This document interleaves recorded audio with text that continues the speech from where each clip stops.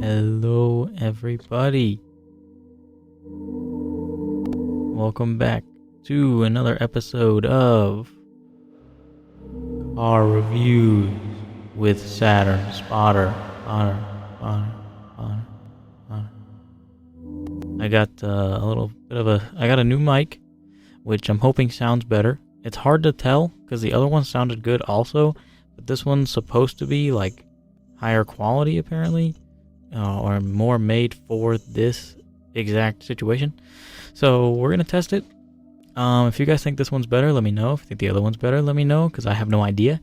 But I do get some cool stuff, and I can do this. It comes with a voice changer, so I can have this one.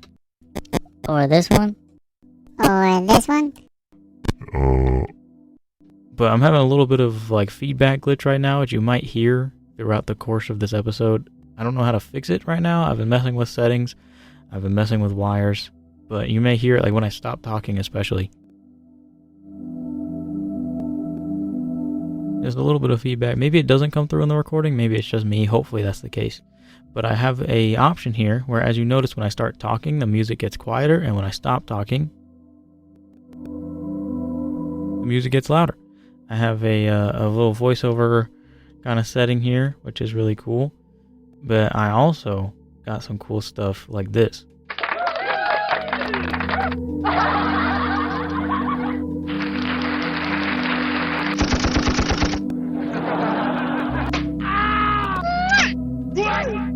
So I have unfortunately, I can't set them to what the sounds are. Those are just preset sounds and I have to use them.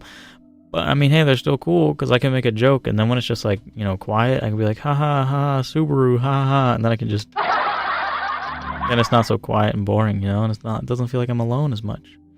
The volume also might be a bit louder on this compared to last episodes, which is okay, I hope, because you can just turn down the audio manually, which is easier than if the volume's all the way up and you can still barely hear me.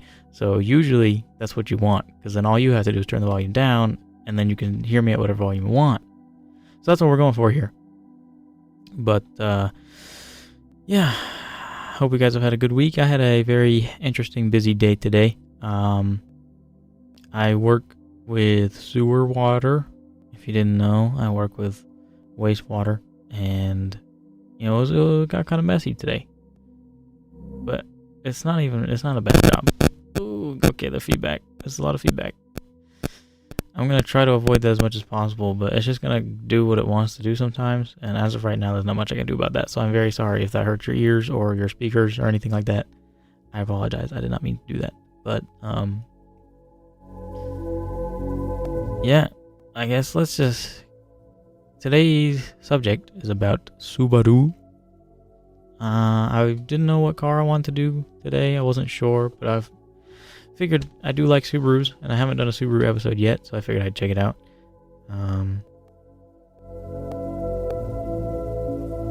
But another cool thing is that I can change the bass and turn the bass all the way down. So see, now my voice sounds very treble-y, and I can turn the treble all the way down too. So then I just sound like I'm like behind a door, and then I can turn just the bass all the way down. So it really just wah, oh, and then I can turn the voice changer on and. But hold on, let me open the door. There we go. But yeah, it should be fun. I hope it'll. I got the reverb too, as you heard already. I can turn the reverb on. There's also a reverb delay. Whoa. With a few settings. But yeah. Oh, reverb's still on. I think this will be fun. Hopefully it'll be more enjoyable to listen to as well, because the music should kind of fade in and out a lot easier. So when I'm not talking, it's not too quiet, and when I am talking, it doesn't mute it, but it lowers the volume and makes it a little bit nicer to listen to. But I guess without further ado, this episode is about Subaru. Can I hear a cheer for Subaru? Yeah, all my Subaru fans out there, sorry about the stupid noises. Why does it feel like there's still reverb? I have it turned. There we go. It wasn't completely off. It was on a little bit. There we go. But yeah, 2 cheers. Who was our Subaru fans? Yeah. Welcome, guys. I appreciate you guys here. I always have technical issues. I swear, as soon as I try to make something better, it just lowers the quality of everything else. But I'll do what I can. Anyway, let's get right into it. Subaru is the automotive manufacturing division of Japanese transportation conglomerate Subaru Corporation, the 21st largest automaker by production worldwide in 2017. Subaru cars are known for their use of a boxer engine layout in most vehicles above 1500cc. The symmetrical all-wheel drive drivetrain layout was introduced in 1972. Both became standard equipment for mid-size and smaller cars in most markets by 1996. The lone exception is the BRZ, introduced in 2012 via a partnership with Toyota, which pairs the boxer engine with rear-wheel drive. Subaru also offers turbocharged versions of their passenger cars, such as the WRX, Legacy, and Outback XT, Ascent, and formerly the Legacy GT and Forester XT. In Western markets, Subaru vehicles have traditionally attracted a small but devoted core of buyers. The company's marketing targets those who desire its signature engine and drivetrain, all-wheel drive, and rough road capabilities, or affordable sports car designs.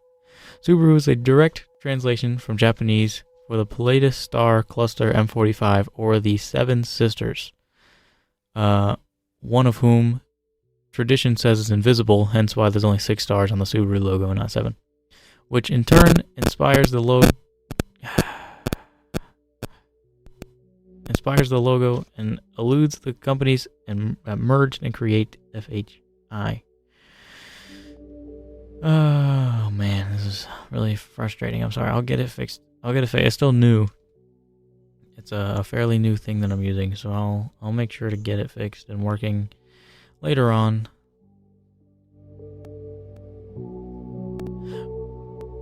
Fuji Heavy Industries started out as the Aircraft Research Laboratory in 1915. Headed by Shikui Nakajima in 1932, the company was reorganized as Nakajima Aircraft Company and soon became a major manufacturer in aircraft for Japan during World War II.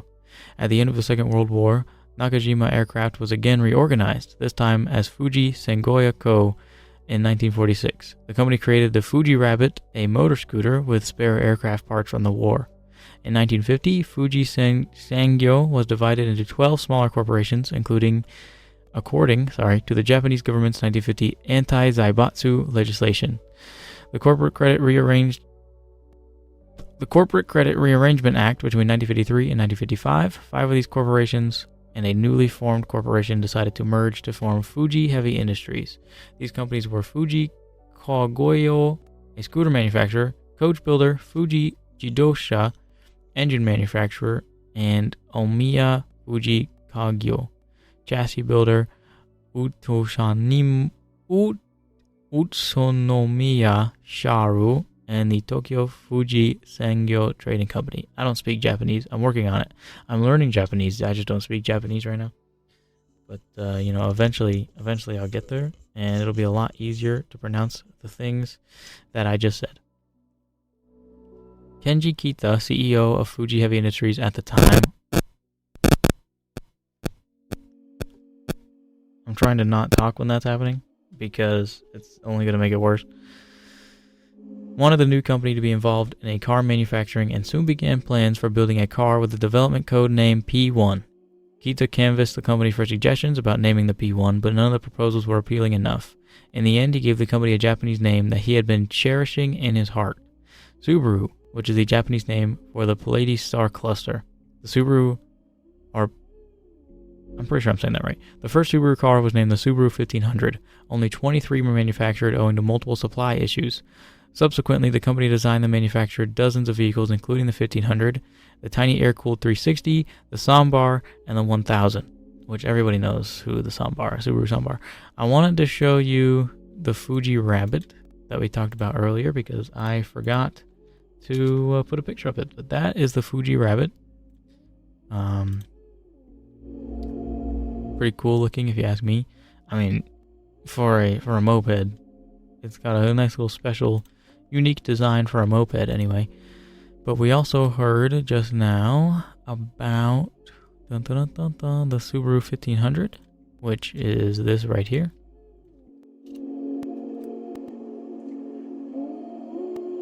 Pretty cool. I mean, it's you could say fairly basic design for a car from, 1950s, but I think it's cool, and I like the antenna. I don't know why. I really like cars with antennas. Like, I like that my cars have an antenna on them still. I know a lot of cars don't, or they don't have, like, the long antenna. They have just, like, a little fin, but I prefer the actual antenna. I think it gives the car more character. I like them a lot.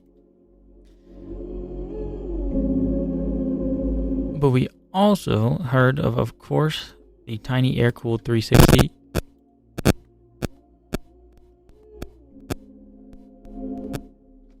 Which I just want to point out the suspension on this thing. But this is actually a really cool looking car. I really like the way this thing looks. But look at that suspension. I mean, I know it's like, you can tell it's lifted up by something, but it just... Anyway, I really like this car. It's a really cute car. It reminds me a lot of the original Fiat 500, which I think it does for a lot of people, just especially the rear end and the soft top. It looks a lot like the Fiat 500, but there's nothing wrong with that because that's a good car too. We also heard about the Subaru Sambar, which I want to believe that pretty much everybody here knows what that is. But I'll put up a picture of a modernized, not like the original one, but I mean, it's, they're not really new anymore, but everybody, I mean, these are all around the world. I'm sure you've probably seen one. At least I hope so. But they're ye-old reliable. Can't really go wrong with one of those. And the 1000, which I will shove up there as well. Bam. There it is. Subaru 1000. This picture was taken at the Tokyo Motor Show on November 3rd, 2005. So, hey, that's cool. Good to know that this was in the motor show in November 2005. It's pretty cool.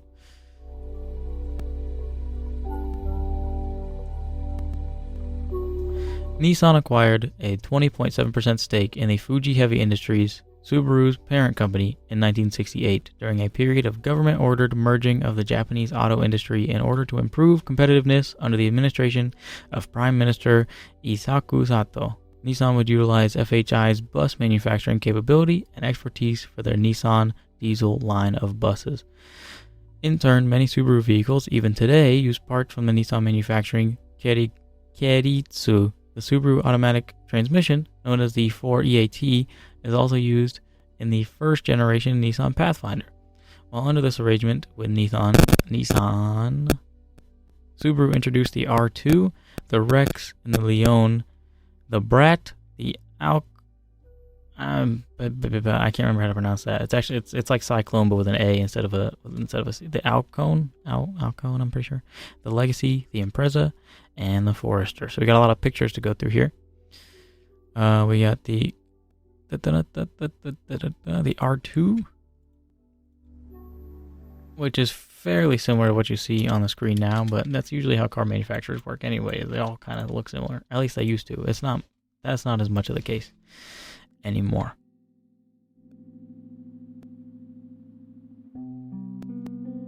We got the Subaru Rex right here. It looks like a Fiat Panda almost.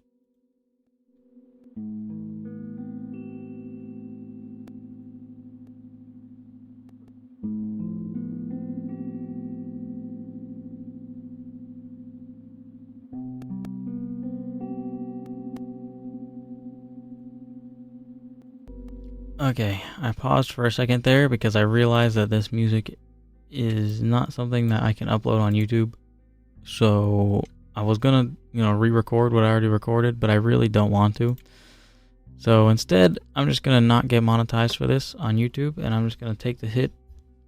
On Spotify it'll be fine, I'm pretty sure, but on YouTube it won't be, and I completely forgot until just now. So if you're listening to this on YouTube, I appreciate your support, but you're not technically supposed to be listening to this song. I forgot. But hey, you know what? It's fine.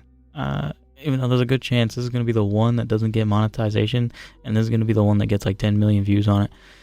I mean, hey, I'd be happy with 10 million views. Monetized or not, I'd really appreciate the support. But anyway, here's the Subaru Leon. Get back into the flow here, which looks a lot like the Subaru.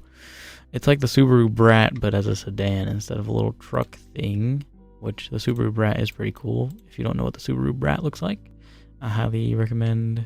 Actually, you know, you don't even have to look it up, because I'm probably about to show one here in a second. Yep, here it is, actually the next one in line. I guess the front end isn't as familiar as I thought. There's a different car I'm thinking of. Maybe it's the Legacy. It's probably the Legacy, that's right. Because here's the Subaru Brat. Yeah, so I think it's the Subaru Legacy that I'm thinking of, where the front end looks similar to that. Here's Subaru Brat. You see it's like a little truck in the back. There's actually seats in the bed you can see through the window that face the other way. Very cool. Very, very cool. Actually, here, let me get a picture of the seats in the back for you. There you go. Look at that. You can see they're just right in there. You just hold on with the it's like a roller coaster. You just got to hold on. Sorry, I just wanted to find an opportunity to use that. Yeah, that's cool. Subaru Brat has been one of my favorite cars for a long time. They're very, very, very cool. Then we got the the XT. It was the XT. That's right. That's right. This thing is so cool. I want to see one of these in person really bad. This is a very cool car. I love the design. It's small. It looks like an S15 or an S14 in the back, and then it's got pop-ups on the front, and it's so tiny, and the window is like, I don't know. I love the design of this car. I'd love to see one in real life. You can see how rounded the back is. Like, the only flat square surface for the windows is this front windshield. The rest of it just curves around. It's really cool. I'd love to see one in person someday.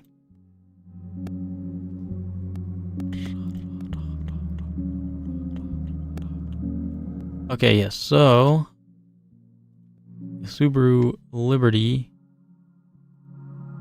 That's not a great picture. That's a Subaru Legacy. Yeah, that's not a great picture. I want this picture instead. This is the picture where the front end looks similar. Kind of. It could still be a different car. I'm just wrong. That's very, very possible. I don't know for sure. But it's basically like the XT. You can see the similarities to the XT, especially in the roof line. It's just bigger and not as cool looking. I mean, it's still cool though.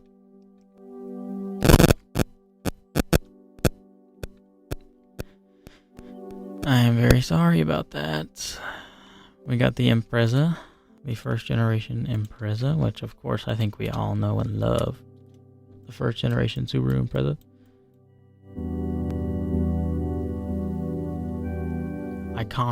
Iconic design. Can't beat it. You know how I feel about that car? I'm sorry. I have to find a way to use these. And then we had the Subaru Forester, which I remember when my brother was looking for a car, he was going to get one because you can get them turboed. I don't know if he was going to get the turbo one. Can you get them turboed, or was I wrong? Yeah, you could get them. Yeah, you can get them turbo. I was right. You can get them turbo. You can get them turbo with was the Forester S. The Forester S adds a limited slip differential. That's right. Yeah, I'm not wrong. You could get them turboed. But, yeah, my brother was gonna get one. I think they look cool. I like them. Upon Nissan's alliance with Renault, its stake in FHI was sold to General Motors in 1999. Troy Clark of General Motors served as representative to Fuji Heavy Industries on their corporate board. During that time, Subaru introduced the Baja and the Tribeca. The Subaru Forester was sold as a Chevy Forester in India in exchange for the Opel Zafira being sold as the Subaru Travique in Japan. Also, the Chevrolet Borrego concept was presented in 2002, a crossover coupe pickup truck derived from the Japanese market legacy turbo platform. During the brief General Motors period, a badge-engineered Impreza was sold in the United States as the Saab 92X. An SUV was also planned, but the Saab version did not proceed, and styling was recycled in the 2008 Tribeca refresh. So, as per usual, we're going to go through the pictures of the cars that we just mentioned. Here's the Subaru Baja, which there's somebody on Instagram that owns one of these, but it's like Mountain Dew Baja Blast theme, so it's the Subaru Baja Blast. It's actually pretty cool, and I don't really hate these, but I'm not necessarily a huge fan of them either. Like, they're kind of weird, but I don't hate them. They're not terrible, but they're not my favorite. We got the Tribeca here, which is, if you haven't seen these yet, prepare your eyeballs, and here you go. Yeah, I'm not exactly sure what they were going with this design, but it's special. It's special to say the least. Oh, nope. Chill, relax, chill. Okay, I can never just get things to work. You know how aggravating that is? Okay, so then we had the Opel Zafira, which was, it's an Opel, but I mentioned it was going to be a Subaru. So there it is. I'm not necessarily upset that we didn't get this in the States because it's not very great looking. Not gonna lie. It got sold as the Subaru Travique in Japan. And oh, that's right. A badge engineered Impreza was sold as the Saab 92X. That's right. So here's the Saab 92X, which you can easily tell by looking at it. It's basically an Impreza with a Saab front end on it, especially from the rear. You can easily tell this was going to be an Impreza, which I mean technically it is. It's just a Saab.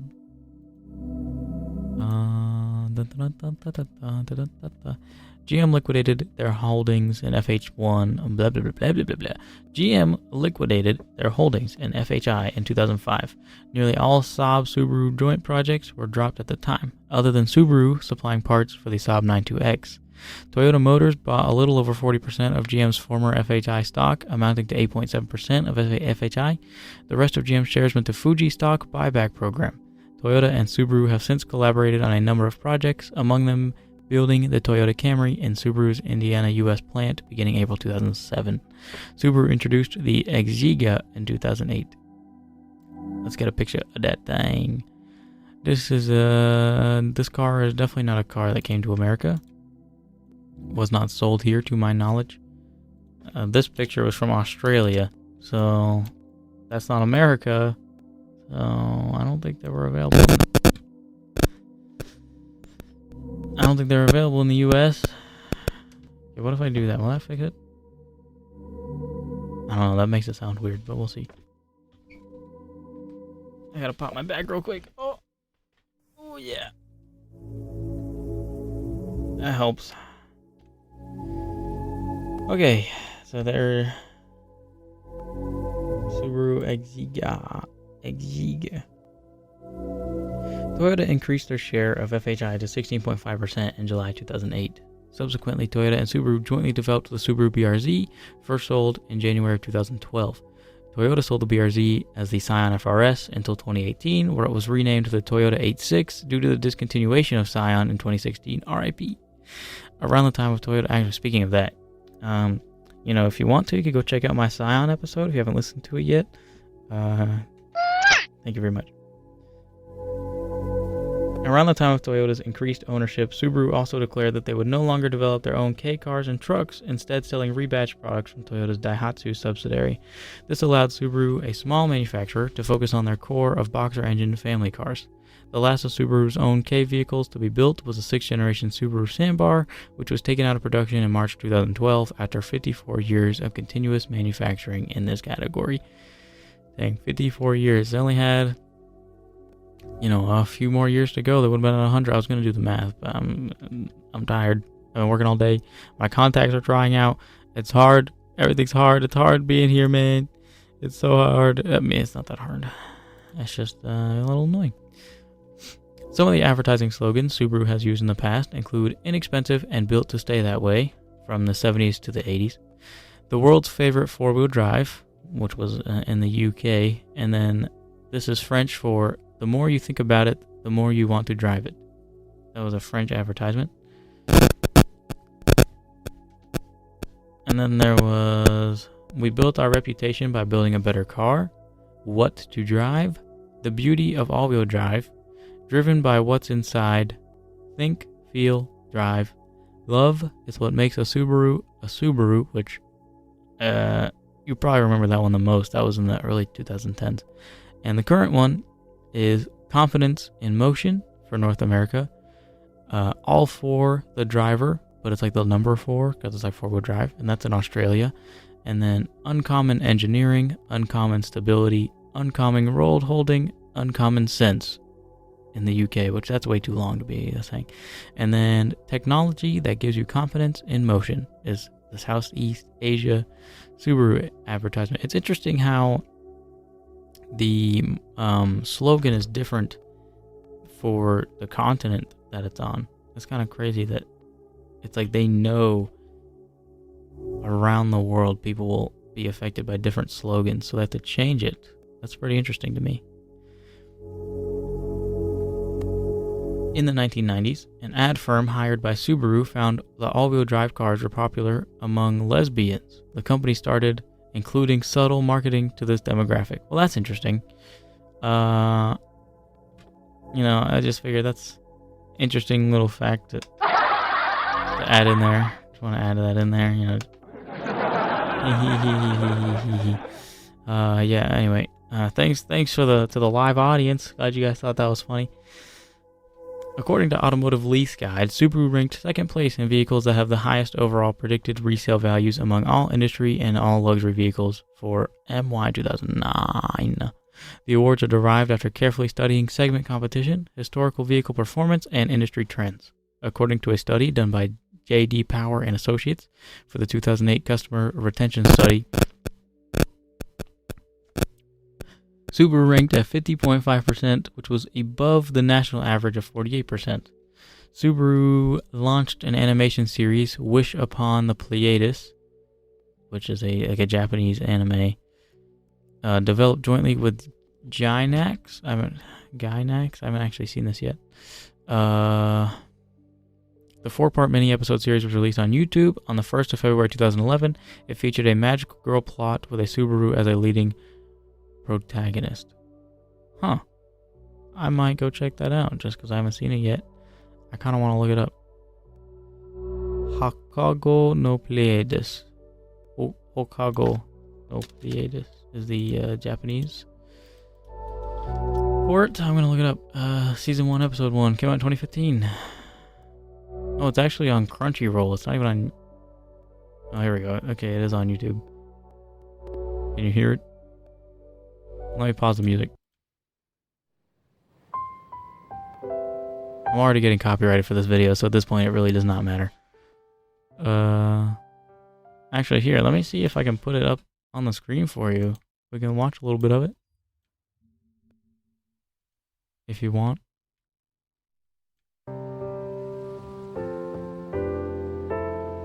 It's going to be slightly offset for some reason. I don't really know. Oh no, it just already is. Never mind. I guess maybe that's the Subaru girl? Well, this is fun. We're exploring this together. But yeah, I'm already going to get copyrighted for this video, so at this point it really does not matter what music is playing.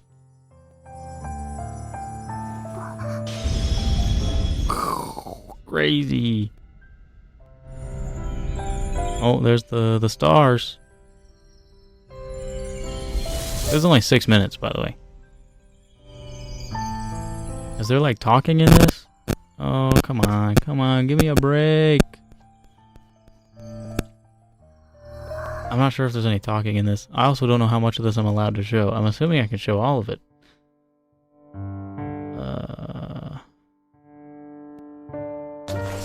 Oh, I guess there is like an actual... Well, maybe not. Oh yeah, there is.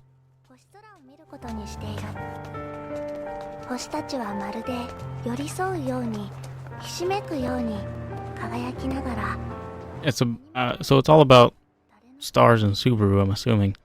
I mean, obviously we already know that part, but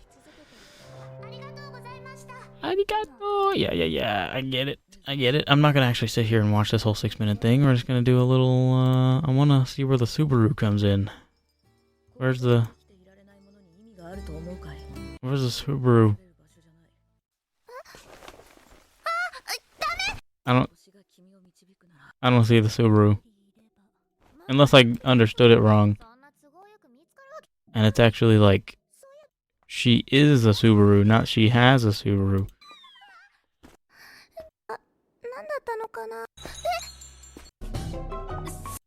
Okay, there's definitely no Subaru in that, so, interesting.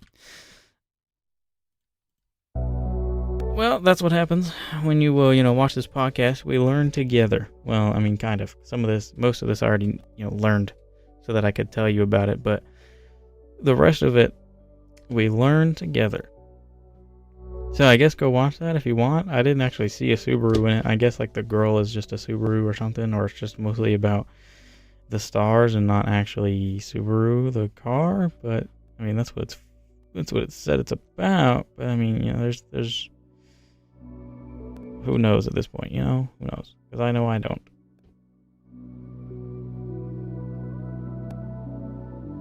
But anyway, currently, Subaru's corporate headquarters are located in Ebisu, Tokyo, which Ebisu is a really cool place. Ebisu has a really cool drift track that a friend of mine called Noriaro goes to, which I don't know if you know who Noriaro is. He has a YouTube channel. Check him out. It's really cool. Subaru is distinct from many of its Japanese competitors in that as of early 2016, it still made almost 75% of its cars sold internationally in Japan. Subaru's facilities designated to automotive manufacturing are located in Otagama Prefecture, consisting of 4 locations. Subaru-chu is where the Subaru BRZ/Toyota 86 is built, having been repurposed from K-car production. Yajima plant is where all current Subaru's cars are built. Otakita plant is where commercial K-trucks are built. Original factory was in Nakajima Aircraft Company, or was with... It was originally a factory location of the Nakajima Aircraft Company, and the Oizumi plant in Oizumi-guma Prefecture is where engine and transmissions are built. Subaru's major overseas manufacturing facility is located in Lafayette, Indiana. Lafayette. I've actually looked, did some research on that. I've heard people actually say Lafayette and just Lafayette, but Lafayette sounds like I'm saying Raphael, like the turtle. The factory is called Subaru of Indiana Automotive Incorporated due to continued sales growth in North American markets. Vehicle production capacity of the Lafayette assembly plant is set to expand to 390,000 vehicles a year. Under the current strategic plan, Subaru will have a total production capacity of 1.026 million vehicles per year at the end of... That was 2016, so it's probably more than that by now. Actually, it's definitely more than that by now. In many Asian countries outside of Japan, Subaru vehicles, parts, and accessories are supplied by Motor Image Group, a wholly owned subsidiary of Hong Kong-listed and Singapore-headquartered Han Chong International Limited under businessman Glenn Tan. Subaru has entered the Philippine operations started in 1996 under the Colombian Motors Philippines ownership, but withdrew in 2000. Subaru models were temporarily sold in GM Auto World dealerships from 2000 to 2005.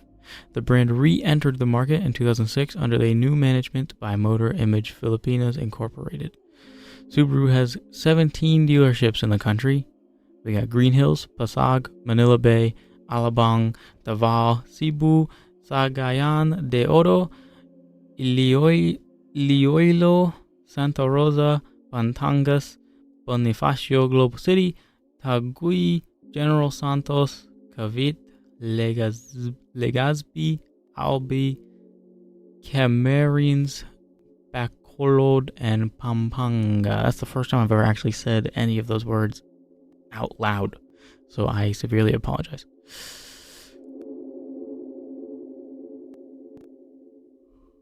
Subaru has seen popularity in their SUV lineup in the market in recent years, with the Forester and the XV being one of their popular selling models. So we saw the Forester earlier. This is the XV, also known as like the Crosstrek over here in the US. Which, I mean, it does its job as a Subaru. I mean, I've definitely seen worse cars that will, if I like dock over here, it's like way quieter. That's weird. But then sorry. Thanks, live audience. I appreciate your feedback. But I've seen worse crossover thingy things where it was like, turn it into an SUV just because we can. What's funny is the whole like door design from right here kind of looks like a Chevy Captiva, which is technically a Saturn View. So look at that. I had to add. Thank you guys. I had to add a Saturn reference in there somewhere. I appreciate you guys so much. Oh wow, look at that. I got 20 points for mentioning Saturn. That's crazy. Moving on. Subaru once had a presence in South Korea, established in 2009 in Yongsan, Seoul under Choi Sung-da. Sales started in April 2010 with the Legacy, Outback, and Forester as the initial lineup for the South Korean market. They were the fifth Japanese automobile manufacturer to enter after Toyota, Honda, Nissan, and Mitsubishi. According to the company, they delayed their entry due to the market dominance by Hyundai and Kia. By 2012, Subaru Korea announced that they would discontinue selling 2013 car models due to slow sales.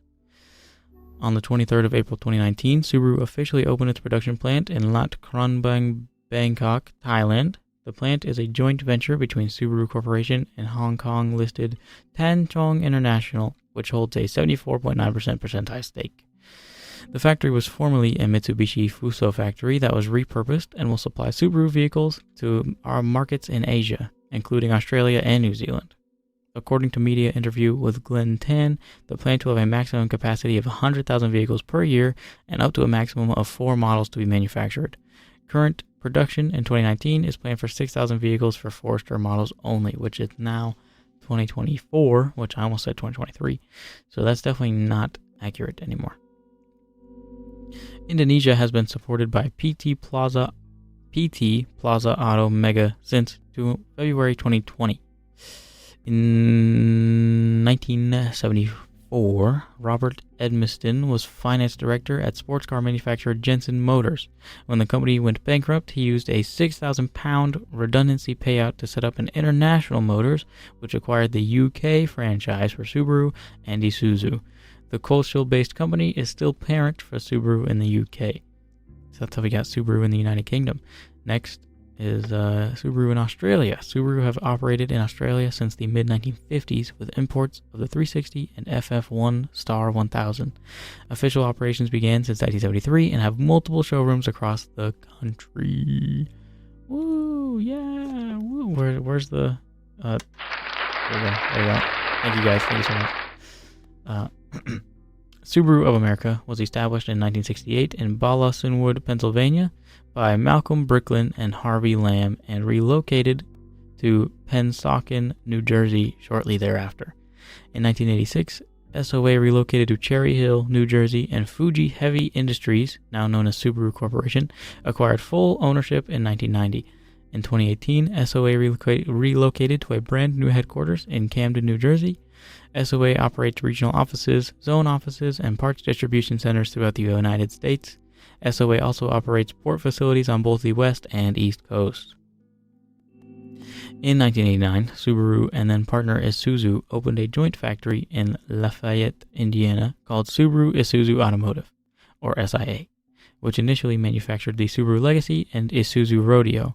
In 2001, Isuzu sold their stake in the plant to Fuji Heavy Industries for $1 due to flagging sales and was renamed Subaru of Indiana Automotive Incorporated. SIA has been designated Backyard Wildlife Habitat by the National Wildlife Federation and has achieved a zero landfill production designation, which is the first automotive assembly plant in the United States to earn it. So that's pretty cool. Good job on them. That's fairly impressive, I must say so myself.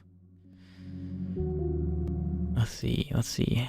We're only at 39 minutes. We got plenty of time. Next, we get into the motorsports, which I'm going to go ahead and put up a really cool picture to get you to stop looking at that Crosstrek. Look at this crazy, cool, insane rally car instead. Because what is not to love about rally cars? I mean, seriously, some of the coolest things ever. Subaru Rally Team Japan, led by Noriyuki Koseki, founder of the Subaru Technica International, or STI, ran Subaru Leon Coupe, Sedan DL RX, and RX Turbo in the World Rally Championship between 1980 and 1989. Drivers for individual rallies included Ari Vatanen, Per Eklund, Shekhar Mehta, Mike Kirkland, Possum Bourne, and Harold Demu. Mike Kirkland finished 6th overall and won the A group at the 1986 Safari Rally. That year, Subaru was one of the only manufacturers combining four-wheel drive and turbo after Audi's successful Quattro system had been introduced in 1980, but Audi withdrew from the WRC after safety concerns and Ford's serious accident early in the 1986 season. Subaru changed the rally model to Legacy RS for the 1990 to 1992 period and took part in the first complete season in the World Rally Championship with the same model in 1993. Modified versions of the Impreza WRX and WRX STI have been competing successfully in rallying. Drivers Colin McRae, Richard Burns, and Peter Solberg have won World Rally Championship drivers' titles with the Subaru World Rally team, and Subaru took the manufacturer's title 3 years in a row from 95 to 97. Subaru's World Rally Championship cars are prepared and run by ProDrive, the highly successful British motorsport team. Several endurance records were set in the early and mid-90s by the Subaru Legacy. The Subaru Justy also holds the world record for the fastest sub-1-liter car without a turbo, 123 miles per hour average, and it was set in 1989. Let's get you a picture of the Subaru Justy. I love when cars have fun names like the Justy. Like, look at this thing. Look at this thing. The name fits it too, which is great. The Subaru Justy. Yeah, this thing won an award. Isn't that crazy? Sub 1 liter at 123. What's kind of insane about that is that my chalkboard car, had to bring in another Saturn. Thank you for the 20 points. Is a 1.9 liter, and it's also from 1997, not 1989, and it only hits 105. I mean, you can definitely get one faster than that, but it governs itself at 105. So that's fun. That's this thing right here can go. I mean, it may not be faster, like it may not get to 100 quicker, but it has a higher top speed, which is kind of insane. Subaru was briefly involved in Formula One circuit racing when it bought a controlling interest in the tiny Italian Coloni team for the 1990 season. The Coloni 3B's 12-cylinder engine was badged as a Subaru and shared the boxer layout with the company's own engines, but was an existing design built by Italian firm Motori Modini in the U.S.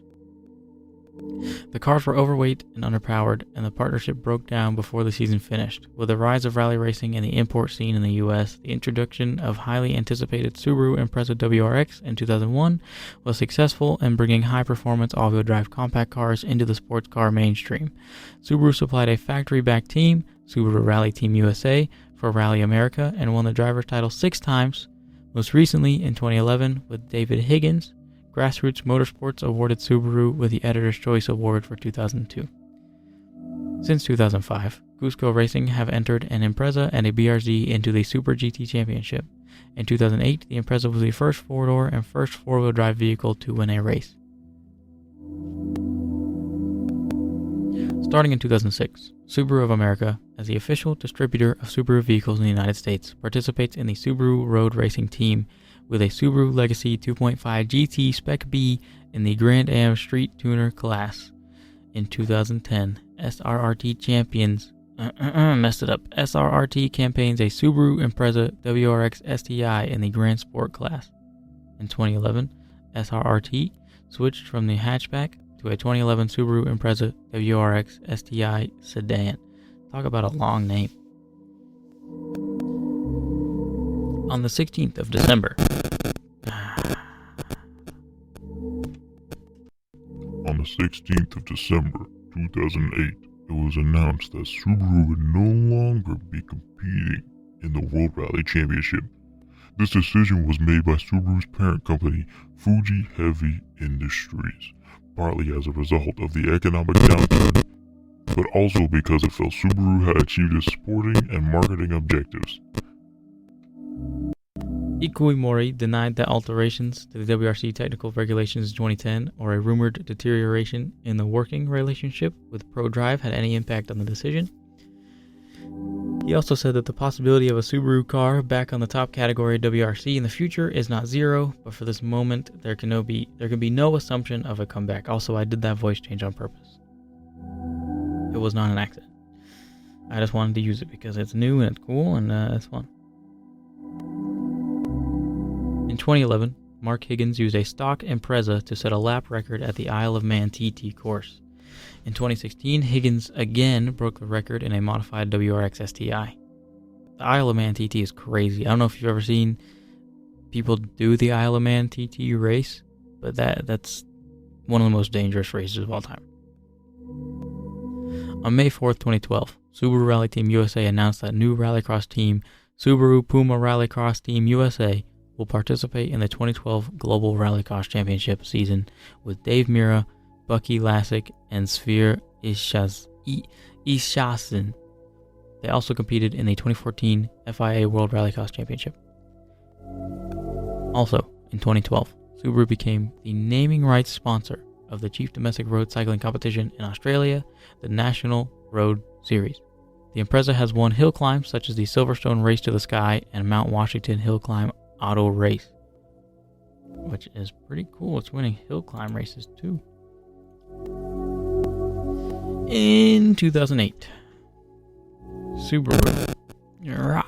Subaru introduced their EyeSight collision avoidance system, a type of advanced driver assistance system unlike most such systems which use radar sensors. EyeSight initially launched with a dual CCD cameras mounted on top of the windshield. Depth information is derived from the parallax between the two signals and used to judge the distance to the next vehicle with features such as pre-collision braking and adaptive cruise control. Real-world studies of early EyeSight generations show that this system reduces rear-end crashes with injuries by 85% and reduces pedestrian-related injuries by 35%. As of 2022, Subaru sold 5 million cars equipped with the system, and EyeSight-equipped vehicles account for 91% of total vehicle sales. In the U.S., the EyeSight system is a standard on most models equipped with CVTs, and is also standard on automatic transmission BRZ models. Unlike some other manufacturers, e.g. Toyota, Subaru North America has not provided clear and consistent branding of their EyeSight generations, though some versions are referred to in their owner's manuals. This makes it challenging to distinguish key differences, performance, and improvements among model years, and much more information will be available at another time. If you guys want a special episode on that, I'd definitely be willing to do one, just as a little bonus episode, because it's interesting, but it's also interesting how they kind of like didn't really tell you about updates and what changed.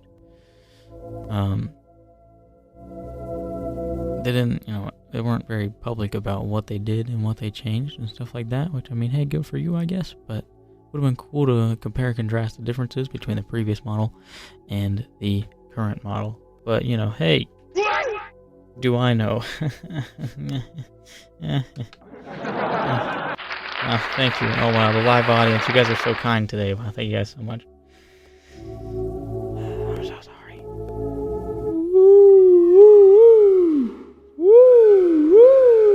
Uh-oh, looks like the police are after me. They're telling me to hurry it up. We're getting close to the end of our podcast here.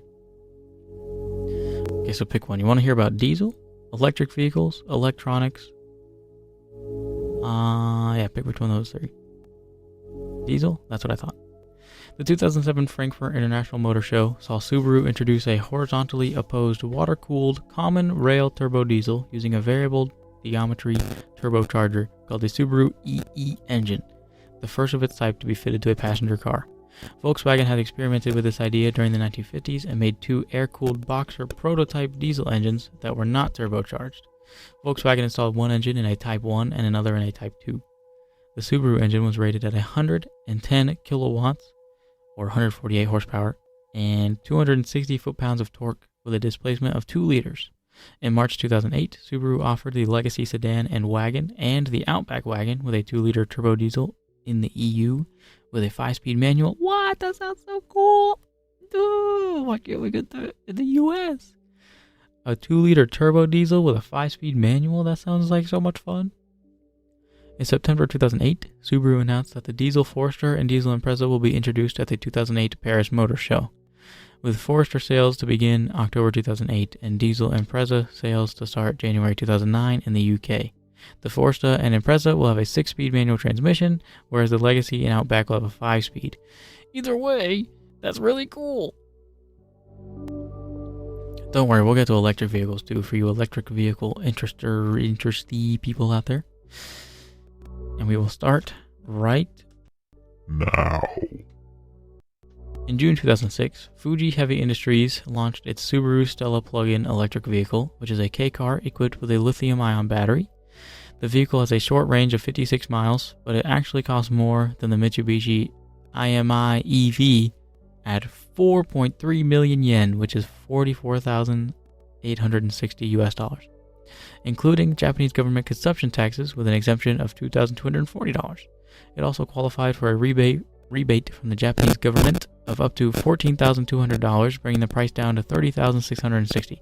The vehicle is much like the IMI EV with a 47 kilowatt motor and a quick charge capability, but the two-door minicar has a boxy shape. FHI set a goal of selling 170 vehicles by March 2010.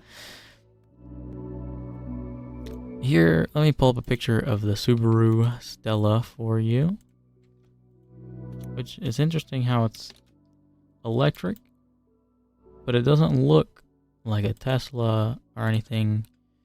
Here's a 3rd gen, which I'm about to put up a 3rd gen, which I'm going to argue actually looks way cooler. What I noticed about Japan and their more recent K cars is that they try to make them look huge but stay small. Like, see how this one has small dimensions? It's a small car, got small headlights, small grille, but like then compare it to this.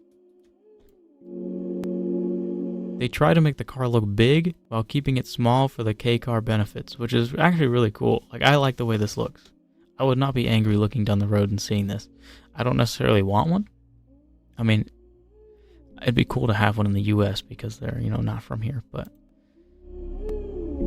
I like the way that they design this stuff.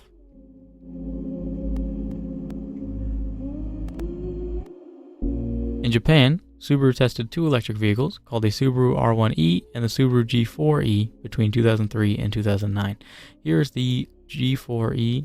This thing looks... I guess this is what everybody thought electric cars were going to look like. The future of electric cars was this. Which, what is this little hole? Is that like a camera right here? And it kind of looks like a Nissan Juke with these headlights that are like on the...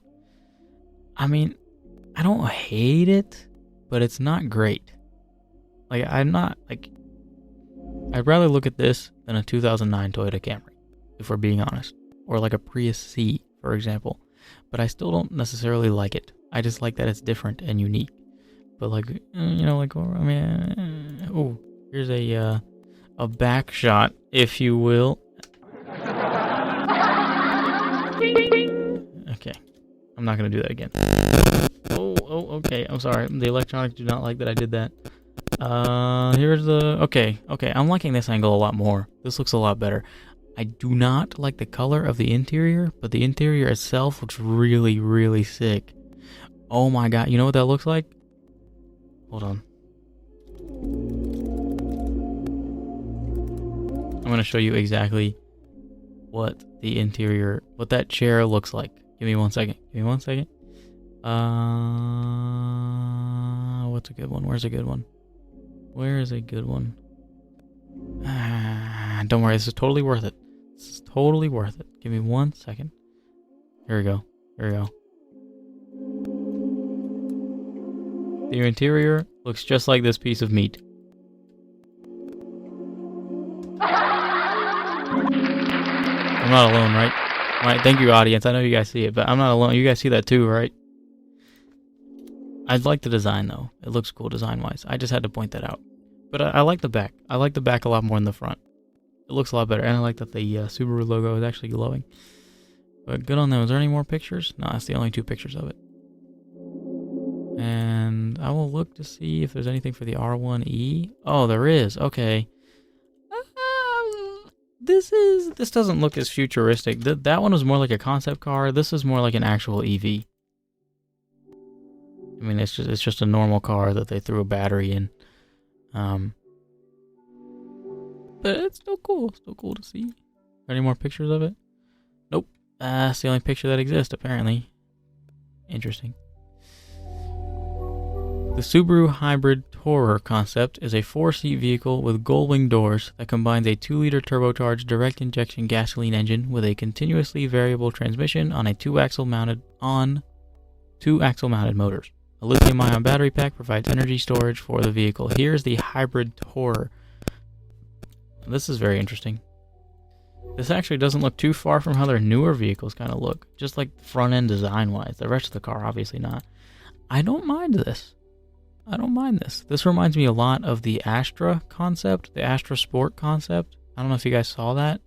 Go check my previous Saturn podcast episode if you haven't already. If you want to see what the concept looks like, you should go check it out, because it kind of looks like this, except it's actually like an Opel, because it was an Opel concept, because Saturn Astra is just an Opel Astra, just rebranded with Saturn on it. But you should definitely go check it out, so that way you can see what I'm talking about. But I don't hate this. Here's a side view. Oh, okay. That's very interesting.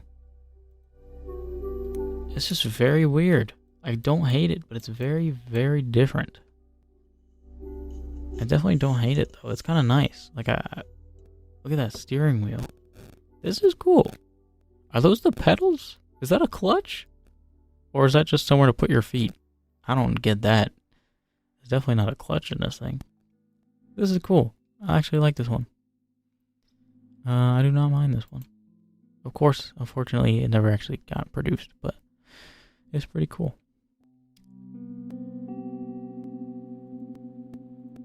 In early 2018, Subaru, along with Suzuki, Daihatsu, and Hino Motors, joined the nascent EV CA Spirit venture to collaborate on electric vehicle technology development. The project was launched by Toyota, Mazda, and automotive component manufacturer Denso in September of 2017. In the US, the short-lived Crosstrek Hybrid was on the market for only the 2014 to 2017 model years. In 2018, for the 2019 model year, Subaru unveiled the 2019 model year Crosstrek plug-in hybrid, based in large part on technology from shareholder Toyota's Prius Prime platform. The EV ranges 27 kilometers or 17 miles and is only available in California and parts of the East Coast. And finally, Subaru's first all-electric car, named the Solterra, is the first vehicle to be based on the Subaru global platform, co-developed by Toyota and Subaru. The Solterra debuted at the Los Angeles Auto Show on the 17th of November 2021, and worldwide sales of the Solterra commenced in mid-2022.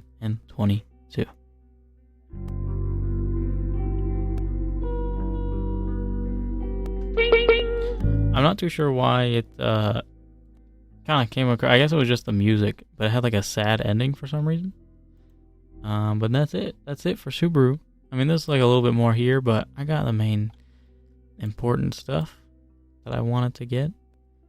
But yeah, that was fun. I hope you guys have enjoyed me messing with this little soundboard here. What? What? Oh wait, what if we do? I should do an entire... Okay, what's weird is using this actually makes me talk slower. So like right now I have my headphones off, so I cannot hear what I'm saying, and this is my normal talking speed. But now I'm going to put the headphones back on, and it kind of makes me talk a little bit slower, which is weird. It feels weird. But then we also have this, which I can't tell if it's supposed to be like a girl or a little boy, because, this might be an older lady. Hold on, let me turn the reverb off. This might be an older lady. Hey kids, you want a cookie? And then we have this, which this is just high pitch. That's really all this is. I don't really know what this is supposed to be. But you put it on the echo.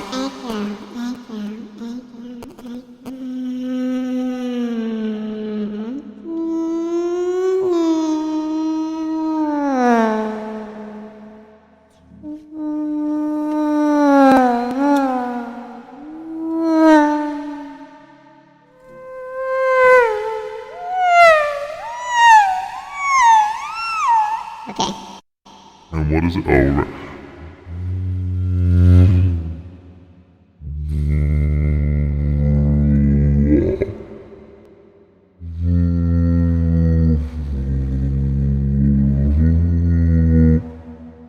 Isn't this one? Oh, it sounded like a tugboat.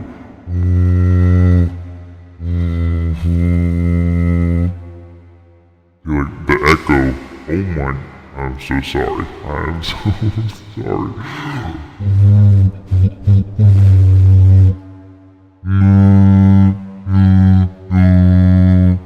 I don't know what I'm doing. I really don't. Oh, there's still music playing. Hold on, Let me turn this off. I'm so sorry. Oh, echo's still on. Okay, I am so very sorry, but that was a lot of fun. I hope you guys enjoyed this episode and me messing around for fun.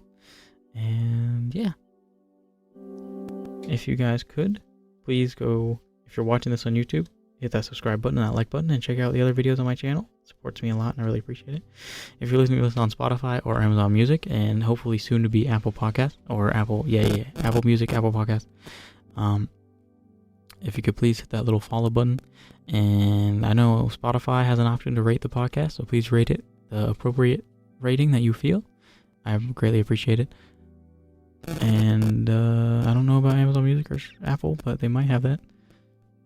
And check out my Instagram. That's where I'm most active. That's where you can get in touch with me the easiest. All you have to do is find a Saturn out in the wild, take a picture of it, put it on your story, and tag me, and I will see it, and I will repost it.